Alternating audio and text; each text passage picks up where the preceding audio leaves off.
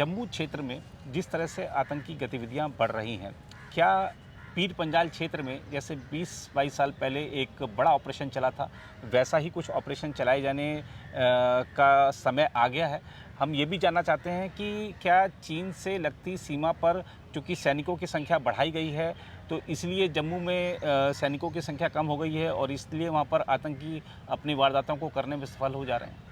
अनिल जी, पहली चीज़ सबसे पहले तो जो आपने कहा कि कार्यक्रम हमारा शौर्य पथ है और हम शौर्य स्थल में ही हैं। एक्चुअली उधर वॉर मेमोरियल है, राष्ट्रीय वॉर मेमोरियल, और इस एरिया का नाम भी बगल में जो है हमारे सामने वो शौर्य स्थल है। तो हम बिल्कुल शौर्य पथ हमें शौर्य स्थल पर ले आया है और वहीं पर प्रोग्राम कर रहे हैं। ये जो बिल्कुल आपने कहा, एक ये ज्वलंत समस्या है जो अभी JNK में, JNK क्या मैं कहूँगा, जम्मू रीजन में हो रहा है।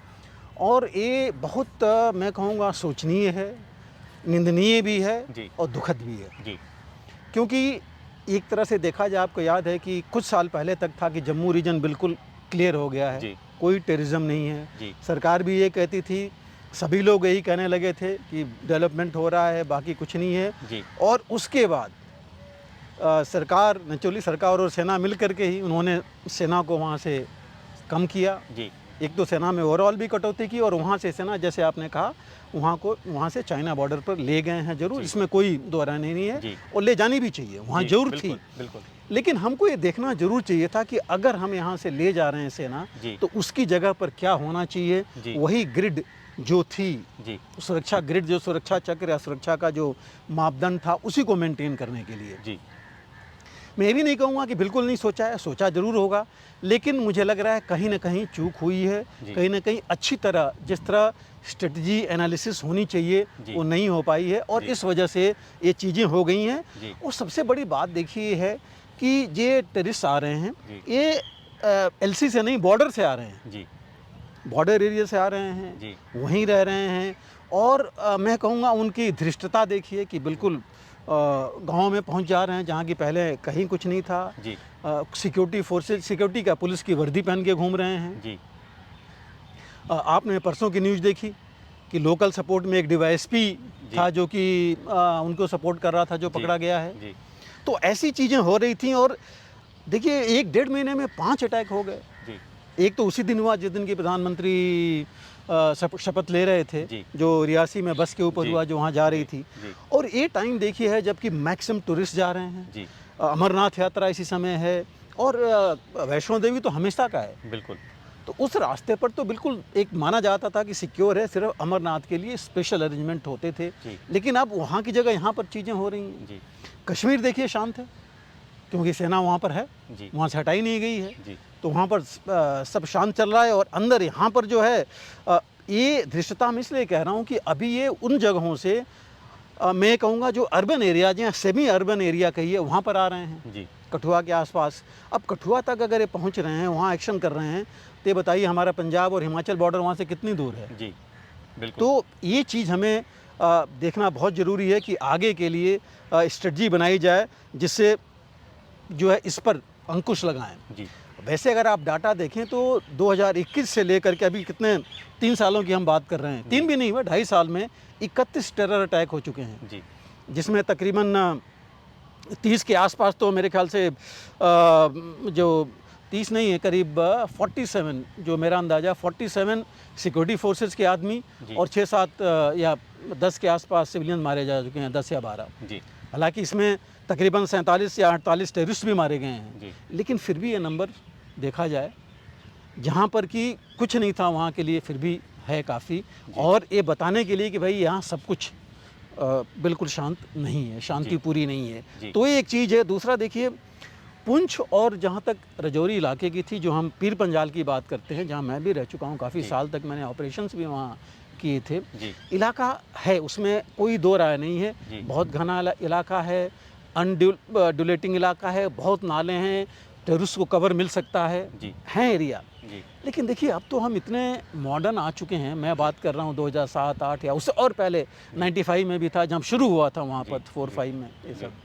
अब तो हम बहुत आगे आ चुके हैं, हमारे पास ड्रोन से लेके इतने ज़्यादा सर्वेलेंस डिवाइसेस हो गए हैं कि हम मॉनिटर कर सकते हैं, हर एक चीज़ देख सकते हैं। हालांकि टेररिस्ट ने भी अपनी स्ट्रेटजी बदल दी है, कभी सिक्योरिटी फोर्सेस की वर्दी पहन रहे हैं, कभी लोकल्स की पहन रहे हैं, मोबाइल्स नहीं यूज़ कर रहे हैं, पता है मोबाइल्स यूज़ करेंगे तो पकड़े जाएंगे। तो कम्युनिकेशन का दूसरा उन्होंने मीडिया अपना रखा है, हमें उसके बारे में भी देखना होगा। कुछ वैली में तो मैक्सिमम वो लोग लोकल रेडियो चलाते थे और रेडियो के ऊपर 4-5 पर अलग अलग मैसेज आते थे जो ये लोग देखते थे। तो ऐसी चीज़ों को हमें देखना पड़ेगा कि दोबारा ये नहीं हो। और जो ये टारगेटेड किलिंग्स कर रहे हैं, अब देखिए गाड़ी में टारगेटेड किलिंग की, बस में ड्राइवर को मारा, उनको पता था, बाकी तो उसके नुकसान होगा ही होगा।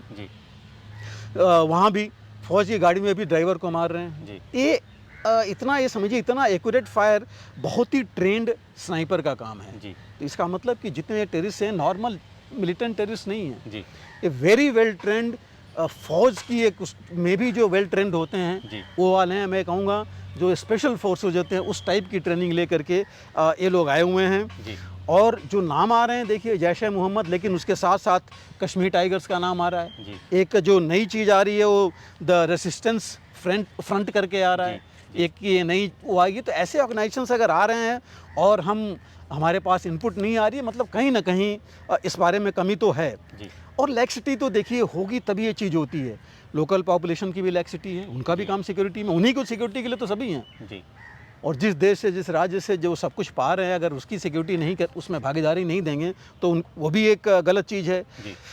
जो रोड ओपनिंग पार्टीज हैं, जो स्पेशल फोर्सेज, सिक्योरिटी फोर्सेज मैं कहूँगा जो डिप्लॉयड हैं, पुलिस से लेकर के ऊपर तक, उसमें भी प्रॉब्लम है। इंटेलिजेंस सर्विलेंस का फेल्योर है, जो हमने कहा कि देख नहीं पा रहे हैं। ये सब चीज़ें जो है थोड़ा सा विश्वास लोगों का, मैं कहूँगा प्रशासन या जो भी सिक्योरिटी फोर्सेज हैं उनसे हटा रही हैं। हालांकि देखिए पिछली गवर्नमेंट से इस गवर्नमेंट में अगर ऊपर की देखिए तो सब वही हैं, NSA से लेके डिफेंस मिनिस्टर, होम मिनिस्टर से लेके सभी वही हैं।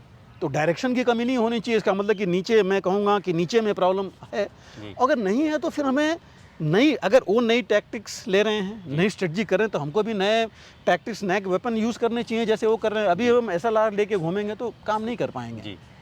अगर वो स्नाइपर्स ला रहे हैं तो हमें भी उसी हिसाब से काम करना चाहिए। अगर ज़रूरत पड़े तो गाँव को और बाकियों को आप आर्म कीजिए, लोगों को आर्म्स एम्युनिशन दीजिए कि वो जो अपने आप को कर सकें। वो तो अमेरिकी हथियार लेके आ रहे हैं। वही मैं कह रहा हूँ, आप सोचिए M14 लेकर के घूम रहे हैं, जो एडवांस्ड वो हैं। वो कहा जा रहा है कि जो वहाँ अफगानिस्तान में अमेरिकन छोड़ के गए थे, अमेरिकन आर्मी वो वेपन्स लेके आ रहे हैं। तो अगर वो लेके आ रहे हैं तो देखिए हमको उनका जवाब तो एक ऊपर जाके देना पड़ेगा। तो वो भी हमें देखना पड़ेगा कि ऐसी वो करें। अब देखिए उनका एम क्या हो सकता है। एक तो ऑफ कोर्स डर पैदा करना कि हम जम्मू तक पहुंच गए हैं, हम यहाँ पर काफ़ी कुछ कर सकते हैं, वैली में तो हम कर ही लेंगे, एक वो चीज़ कर सकते हैं। दूसरा, सिविल पॉपुलेशन में डर फैलाना ही फैलाना है उन्होंने। इलेक्शंस आ रहे हैं, उसको डिसरप्ट करना चाहेंगे कि जम्मू रीजन में भी लोग जो है डरें और इलेक्शन का वो नहीं करें। ये भी चीज़ आ सकती है। दूसरा जो है, जो हिंदू एलिमेंट्स हैं उनको डराना चाहते हैं कि उसमें जो है, इवन हिंदूज को डराना चाहते हैं कि इलेक्शन प्रोसेस में भाग मत लो। तो ये कुछ चीज़ें हैं जो कि उनका एम हो सकता है। और जो आप बात कर रहे थे ऑपरेशन की, 2003 में हिल काका में ऑपरेशंस हुए थे स्पेसिफिक। एक ऑपरेशन सर्प विनाश हुआ था। ये जो 2 साल तक ये सब पूरी ऑपरेशंस चले थे और काफ़ी फ़र्क पड़ा था। पीर बंजाल से लेके पूरे इलाके में सर्प विनाश में पूरा 16 कोर ने लॉन्च किया था इसमें, और बहुत कुछ हुआ था। तो वो चीज़ें होनी चाहिए। अगर ज़रूरत है तो उतना बड़ा उस लेवल का ऑपरेशन होना चाहिए, तभी जो है हम वो चीज़ ला पाएंगे और उसके बाद ढीला नहीं पड़े। तो आप जो कह रहे हैं बिल्कुल सही बात है। नई पॉलिसी, नई टैक्टिक्स ले आइए, ऑपरेशंस उस हिसाब से लॉन्च कीजिए, लोकल्स को, विलेजेस को प्रोटेक्शन दीजिए, उनको लगे कि उनको डर न लगे, उनके अंदर ताकत है कि हम इनसे मुलाकात आए हमारे पास, या हम आगे जाके इनसे भिड़ें और इनको आगे नहीं बढ़ने देंगे। तब जा करके हम इसमें सक्सेसफुल हो जाएंगे। लोकल यूथ को लेके चलना बहुत ज़रूरी है। उनको इन्फ्यूज़ करें इसके बारे में, क्योंकि अभी वो नौकरी ढूंढ रहे हैं, बाकी चीज़ें ढूंढ रहे हैं, या उनके अंदर हो सकता है कमी आ गई हो। तो इसमें जो है थोड़ा सा प्लान करना पड़ेगा। देखिए सड़क की बहुत प्रॉब्लम है। जिन इलाकों में ये सब हुआ है वहाँ अभी 5 किलोमीटर जाने में फ़ौज को आधे घंटे 20 मिनट लग गए। ये नहीं होना चाहिए। सड़क की अगर हालत सुधारनी है तो सुधारनी चाहिए। अगर वो कॉन्ट्रैक्टर वहाँ भाग जाते हैं, नहीं करते हैं, तो हमें किसी और एजेंसी से कराइए कि जिससे ये चीज़ें होते फ़ौज की, और फ़ौज को बढ़ाइए, फिर आप लीजिए इंजीनियर रेजिमेंट्स बढ़ाइए और ये काम कराइए। तो ये चीज़ें करने से ही होगा कि ये मोबिलिटी भी अच्छी हो, इंफ्रास्ट्रक्चर भी अच्छा हो, और मोबिलिटी अच्छी होगी तभी जवाब दे पाएंगे फ़ौज ज़्यादा। अगर आप भी लेना चाहते हैं देश दुनिया की तमाम जानकारी तो आज ही सब्सक्राइब करें हमारे चैनल को। साथ ही नीचे दिए बेल आइकन को जरूर दबाएं ताकि हर अपडेट आप तक पहुंच सके।